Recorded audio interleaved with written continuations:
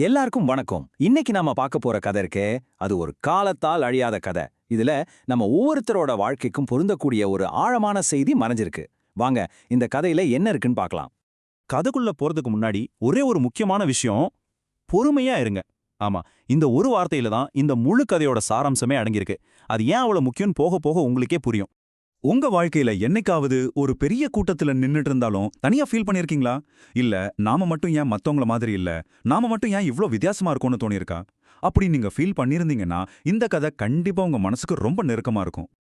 சரி, வாங்க கதைக்குள்ள போகலாம். கற்பனை பண்ணி பாருங்க, ஒரு அழகான காடு. அங்க ஒரு வாத்து குடும்பம் ரொம்ப சந்தோஷமா வாழ்ந்துட்டு வருது. அந்த தாய் வாத்து ரொம்ப நாள் ஆசையா அடைகாத்த முட்டைகள்ல இருந்து ஒன்னொன்னா குஞ்சுகள் வெளியே வருது. ஆனா அதுல ஒன்னே ஒன்னு மட்டும் மத்த எல்லா குஞ்சுகளை விடவும் ரொம்பவே வித்தியாசமா இருந்துச்சு. அந்த வித்தியாசம் பார்த்த உடனே தெரியற மாதிரி அப்பட்டமா இருந்துச்சு. மத்த குஞ்சுகள் எல்லாம் நல்லா மஞ்சள் நிறத்துல பஞ்சு மிட்டாய் மாதிரி அழகா இருக்க, இந்த ஒரு குஞ்சு மட்டும் பார்க்கவே ரொம்ப மெலிஞ்சு சாம்பல் நிறத்துல இருந்துச்சு. அதோட குரல் கூட மத்த குஞ்சுகளோட கீச் கீச் சத்த மாதிரி இல்லாம ஏதோ ஒரு மாதிரி வினோதமா இருந்துச்சு. இதனால என்னாச்சு, பிறந்த முதல் நாள்ல இருந்தே அது ஒதுக்கப்பட ஆரம்பிச்சது. அந்த புறக்கணிப்பு இருக்கே, அது சும்மா சாதாரணமான வழி இல்ல. அது மனசுல ஆழமா ஒரு காயத்தையே உண்டாக்கிடுச்சு. கொடுமை என்னன்னா, கூட பிறந்த குஞ்சுகள் மட்டும் இல்ல, பெத்த தாயே அதை ஒதுக்க ஆரம்பிச்சுது. அந்த தனிமையும் நீண்ட காத்திருப்பும் பாவம் அந்த குஞ்ச ரொம்ப ஆழமான துயரத்துல தள்ளிடுச்சு. அந்த குஞ்சோட வேதனை எவ்வளவு பெருசுன்னு அதோட வார்த்தைகள்லே கேட்கலாம்.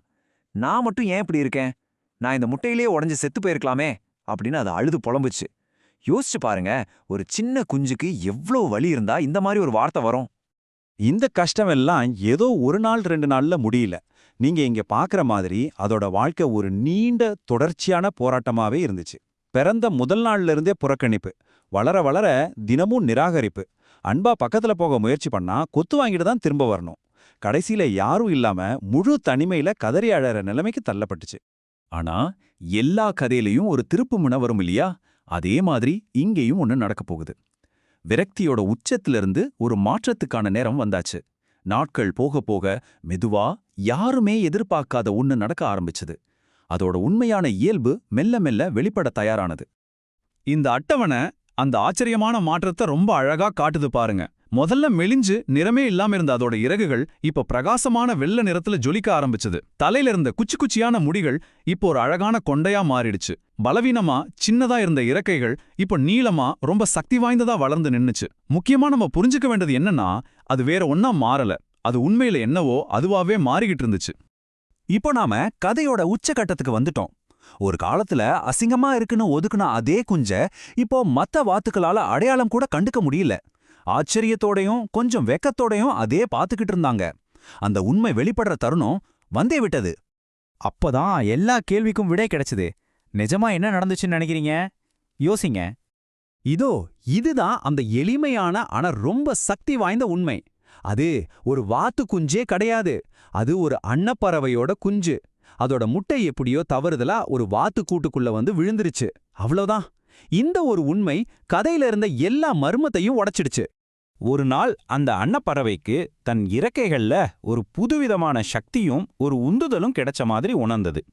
அது தன் பிரம்மாண்டமான வெள்ளை இறக்கைகளை அடிச்சு ரொம்ப கம்பீரமா நீல வானத்தை நோக்கி எழுந்தது. கீழே ஒரு காலத்துல அதை கேலி பண்ணின அத்தனை வாத்துக்களும் வாயடைச்சு போய் அதை பார்த்துட்டு நின்னுச்சு.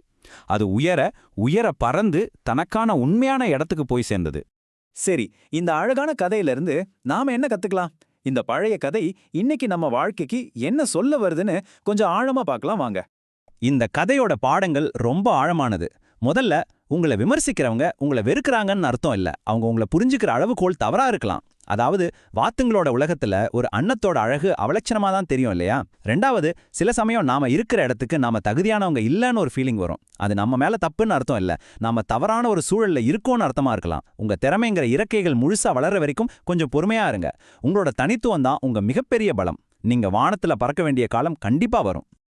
கடைசியா இந்த வார்த்தைகளை உங்க மனசுல ஆழமா பதிய வச்சுக்கோங்க. உங்களுக்கான நேரம் ஒதுக்கப்பட்டிருக்கு, அது கண்டிப்பா வரும். அது வரைக்கும் நிதானமா இருக்க கத்துக்கோங்க. இந்த உரையாடலோட இறுதியில உங்களுக்கான ஒரு கேள்வி. உங்க உள்ளுக்குள்ள இருக்கிற அந்த திறமைகளுங்கிற இறக்கங்கள் மெல்ல மெல்ல வளர்ந்துட்டு இருக்கு. உங்களுக்கான நேரம் வரும்போது அந்த உயரத்துக்கு பறக்க நீங்க தயாரா இருக்கீங்களா? யோசிச்சு பாருங்க.